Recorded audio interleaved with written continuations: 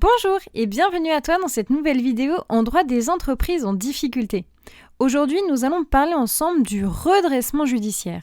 Pour ce faire, nous verrons dans un premier temps une définition, puis le plan de redressement et enfin le régime du redressement judiciaire. Surtout, n'oublie pas de t'abonner à ma chaîne YouTube et de liker cette vidéo pour me soutenir.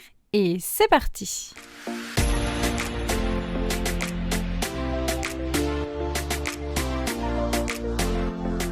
Tout d'abord, une définition. Alors, le redressement judiciaire, c'est la procédure qui intervient lorsque le débiteur est dans l'impossibilité de faire face au passif exigible et est en cessation de paiement. C'est ce qui va le distinguer donc de la sauvegarde de justice qui ne nécessite en aucun cas la cessation de paiement.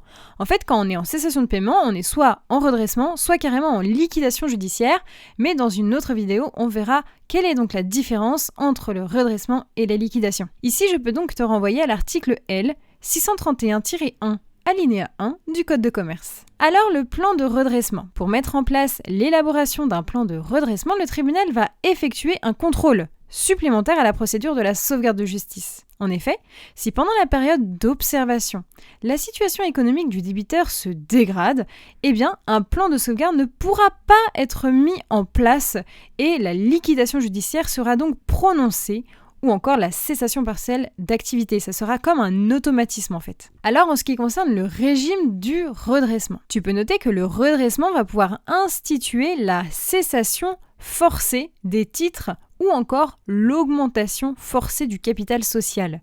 Ici, je vais te renvoyer à l'article L 631-19-2 du Code de commerce. Tu peux noter que dans une procédure de redressement, les licenciements pour motif économique seront donc facilités évidemment. Enfin, le plan de redressement est résolu en cas de cessation de paiement, ce qui renvoie évidemment à l'inexécution du plan de redressement où la liquidation sera donc ouverte de façon automatique. Voilà, j'espère avoir bien su t'aider dans tes révisions. En tout cas, n'hésite pas à t'abonner à ma chaîne YouTube, à liker cette vidéo pour me soutenir, mais également à me rejoindre sur mes réseaux sociaux Instagram et TikTok. À bientôt!